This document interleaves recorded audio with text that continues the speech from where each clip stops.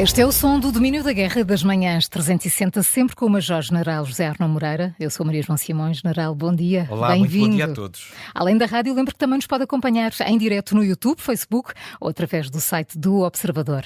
Depois de duas grandes celebrações na Federação Russa, o fim de semana passado ficou marcado por uma reestruturação do governo, nomeadamente a substituição de Shoigu como Ministro da Defesa. General, que alterações foram estas e de que forma devem ser lidas? Surpreendentes. Bom, a Rússia tem uma concepção muito particular do poder. Enquanto nós, nas sociedades ocidentais, a regra geral é a de separação dos poderes, a regra na Rússia imperial é a da concentração dos poderes. E Putin é o mestre que coordena e puxa todos os cordelinhos do poder. É ele que nomeia, desnomeia, altera, coloca, retira, dá ênfase ou castiga.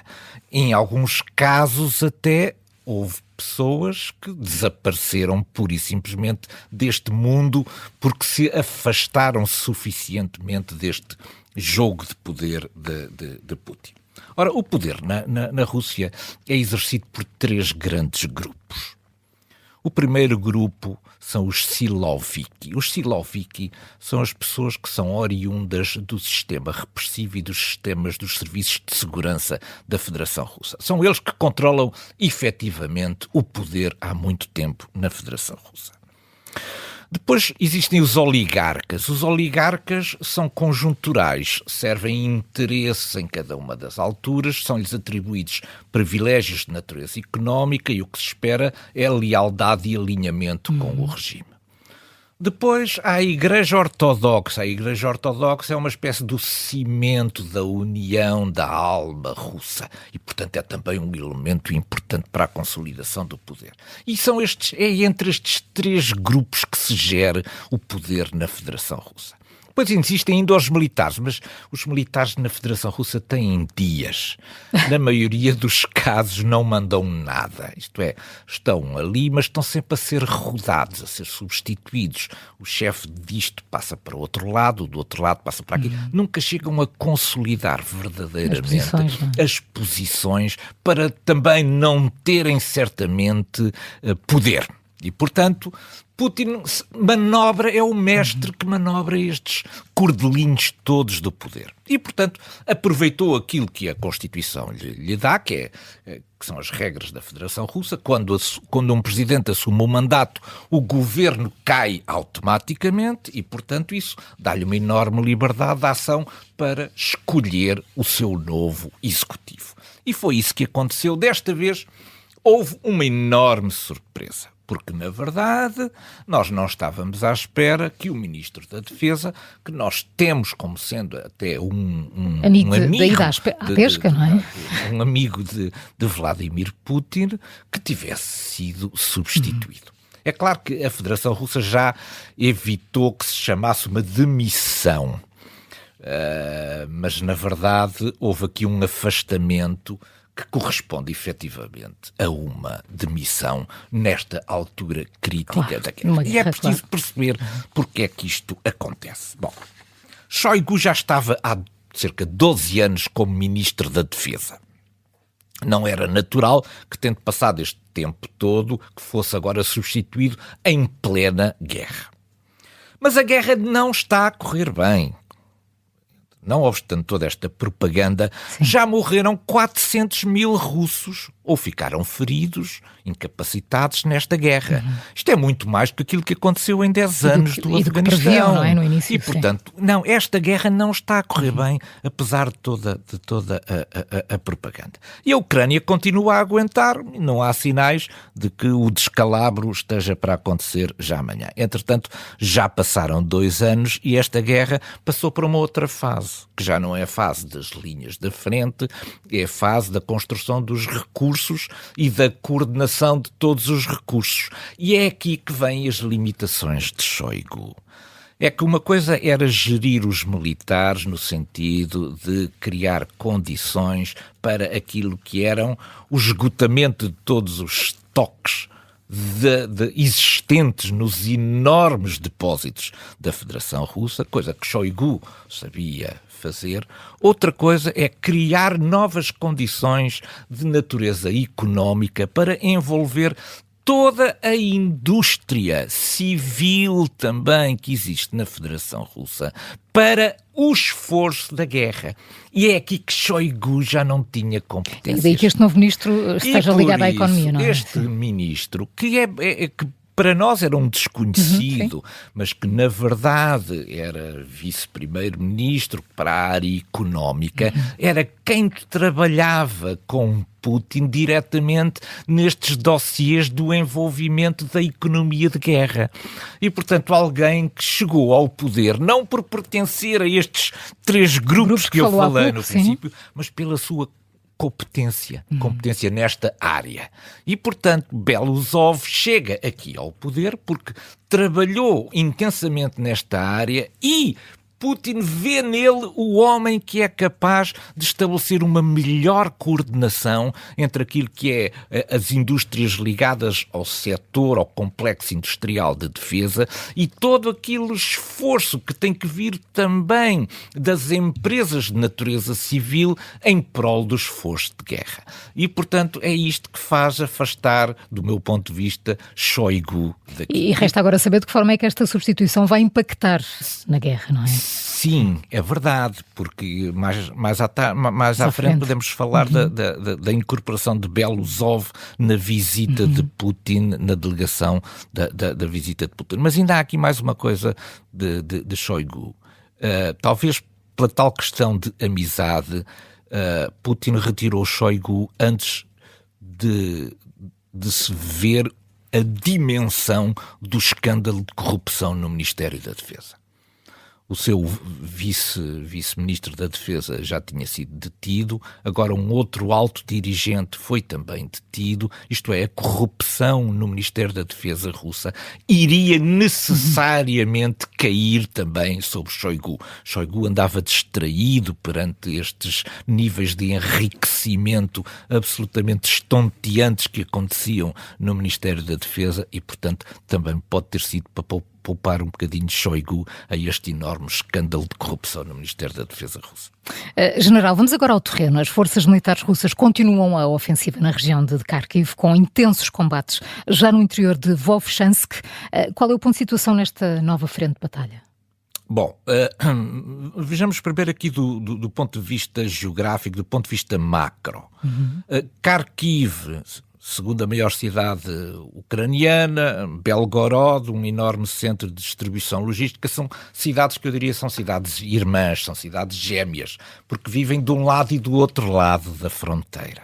Elas estão separadas 80 quilómetros, uma da outra, e a fronteira passa basicamente a meio entre as duas cidades. Isto coloca aqui um enorme problema, é que permite que uma das forças que tenha acesso à fronteira pode fazer fogo de artilharia sobre a outra cidade. E, portanto, o sítio onde passa esta linha que delimita a fronteira pode ser empurrada mais para um lado ou para o outro para conceder vantagens no que diz respeito às posições de artilharia. Bom, a tentação, portanto, é muito grande de qualquer uma das partes e não esqueçamos que a Ucrânia já fez incursões também na região de Belgorod, portanto, aproximando também os seus dispositivos de artilharia da cidade de Belgorod. Bom, neste momento, o que a Rússia está a fazer é, por um lado, aproveitar a janela de oportunidade. A janela de oportunidade que resulta de o processo de mobilização na Ucrânia não estar concluído e, portanto, haver falta de efetivos, isto é,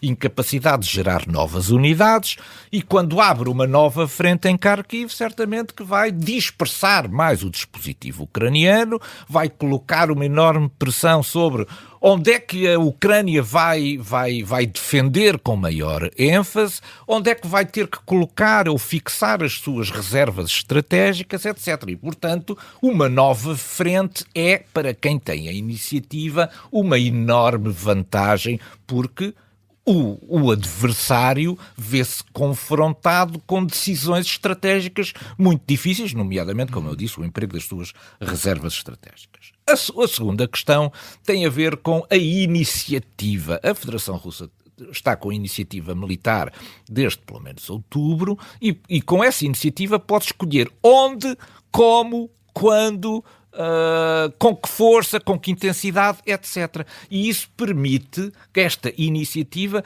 permite-lhe decidir quais são os melhores pontos em cada instante para lançar a sua ofensiva. Ora, este setor de Kharkiv tem uma particularidade que resulta daquela proximidade geográfica que eu falei há bocadinho. É que a zona da fronteira era uma zona extraordinariamente batida por fogos de artilharia de um lado e do outro. E, portanto, as posições defensivas organizadas pela Ucrânia não puderam ser construídas junto da fronteira, precisamente porque ela estava nesta zona cinzenta continuamente batida por fogos de artilharia. Isto é, a primeira linha que a Ucrânia conseguiu montar foi a cerca de 12, 13 quilómetros da fronteira.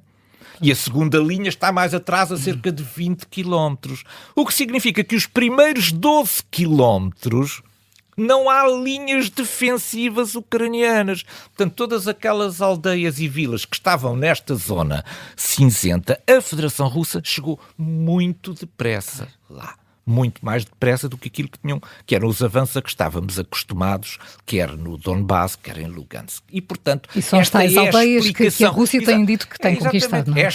Esta, digamos, é a explicação deste avanço rápido. Esse avanço, entretanto, está a diminuir de intensidade porque os ucranianos não têm a intenção de perder Vovchansk. Vamos ver se conseguem ou não, mas a Federação Russa chegou lá através da utilização de uma nova técnica. Foi a utilização de pequenos grupos de combate, entre 5 e 20 soldados, que se foram infiltrando e que depois se agruparam já dentro daquilo que é o território ucraniano para constituir uma força mais forte. E nos últimos dias, há 2 ou 3 dias, já começámos a ver também meios mecanizados, carros de combate em Vovchansk. O que significa que Vovchansk será aqui agora um teste à capacidade ucraniana de deter esta progressão. Se não for detida em Vovchansk, a Federação Russa vai ganhar aqui uns quilómetros que são muito importantes para a Federação Russa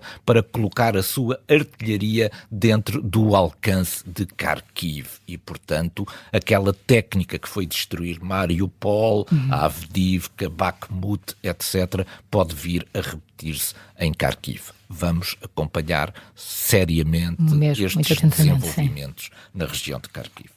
Entretanto, e depois de ter tomado posse a semana passada, Vladimir Putin inaugurou o novo mandato de 6 anos com uma visita de Estado a Pequim e levou consigo Belousov, o novo ministro da Defesa, de que falávamos há pouco. General Arnaud Moreira, o que fica desta visita e encontro com Xi Jinping?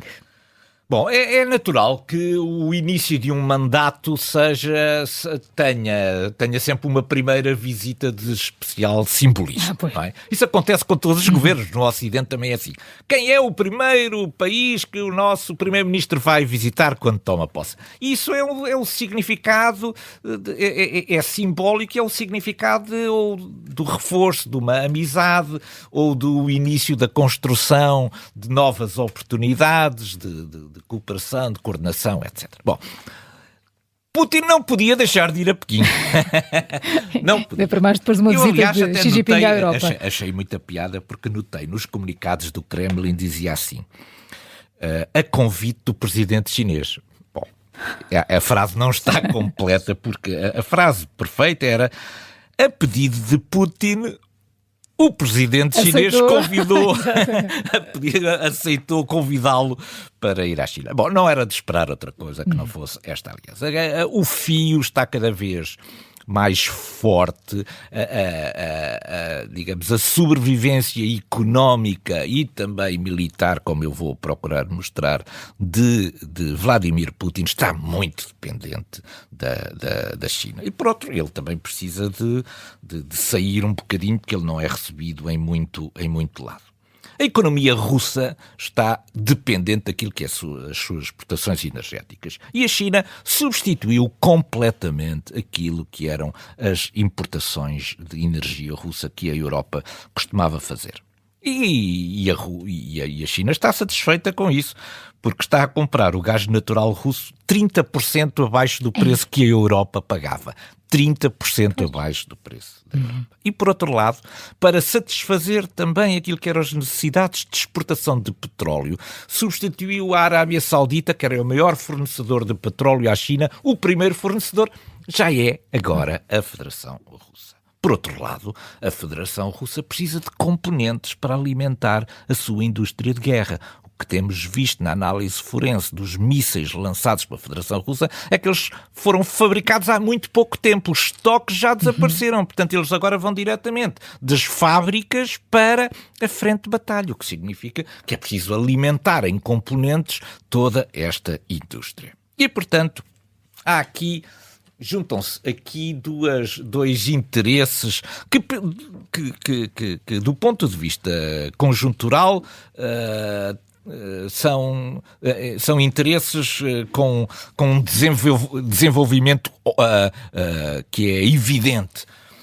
A China entrou neste momento numa fase em que aquilo que é a sua capacidade de produção, a hiperprodução industrial chinesa, está a níveis muito superiores àquilo que o mercado chinês já consegue absorver. O seu mercado interno já não consegue absorver esta hiperprodução industrial e precisa de mercados. E a Federação Russa é um desses mercados. Uma vez que as empresas ocidentais se retiraram largamente daquilo que era abriram espaço para que a hiperprodução chinesa encontre aqui também, consiga escoar esta hiperprodução também para um novo mercado, como é o mercado russo. Por outro lado, do ponto de vista militar, a China vê com bons olhos que a Federação Russa possa manter uma dissuasão numa zona. Há uma fronteira enorme entre a Federação Russa e a China. A queda militar da Federação Russa levaria certamente a um processo de desagregação da Federação que traria consequências de instabilidade a norte da China e na fronteira entre a China e a Federação Russa. Portanto, é de todo o seu interesse que a Federação Russa não possa perder esta guerra. Anda à procura de uma solução de natureza política. Contra Belousov foi incorporado já nesta visita. Para quê? Para estudar os mecanismos que permitam à China exportar bens que vão ser utilizados na indústria militar sem que esses bens possam ser considerados bens de natureza militar. E, portanto, estão aqui reunidas, digamos, todas as condições para este apoio. Esta semana trazemos para a nossa cortina de fumo as declarações da porta-voz do Ministério dos Negócios Estrangeiros da Rússia, Maria Zakharova, que acusa Portugal de ser responsável pelo desmoronamento das relações diplomáticas entre Lisboa e Moscou, sublinhando que isso não é uma escolha da Rússia e não corresponde de maneira alguma aos interesses do povo português. Temos aqui muita matéria para a nossa cortina de fumo. Bom, já cá faltava esta agora, é que depois de ter atacado os grandes países da Europa, a França, o Reino Unido, a Alemanha, que agora se dedicasse também a atacar Portugal. Bom, ela enumera um conjunto de razões, nomeadamente a dissolução do grupo parlamentar, de amizade, do anúncio do protocolo de amizade com Moscovo, etc. Mas depois tem esta frase extraordinária. Isto não é do interesse do povo português. É extraordinário que alguém da Federação Russa saiba qual é o interesse do povo português. Isto já é uma mentalidade imperial que é incomportável e que nós não podemos. É absolutamente inaceitável que alguém venha definir ao povo português que tem liberdade de escolha, liberdade de imprensa, liberdade de expressão, lhe venha agora dizer quais são os seus interesses. O povo português é crescido e sabe tomar conta de si.